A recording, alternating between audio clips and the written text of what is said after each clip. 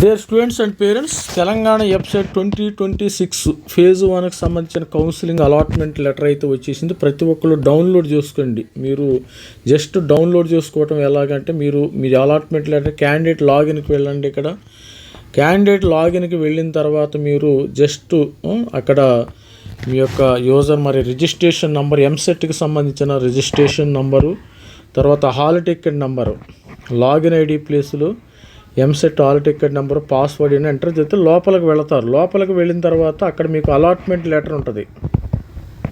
Allotment letter download చేసుకోండి. ప్రతి ఒక్కరు కూడా డౌన్లోడ్ చేసుకుని అందరికి కంగ్రాచులేషన్స్, సీటు వచ్చిన వాళ్ళందరికీ కంగ్రాచులేషన్స్.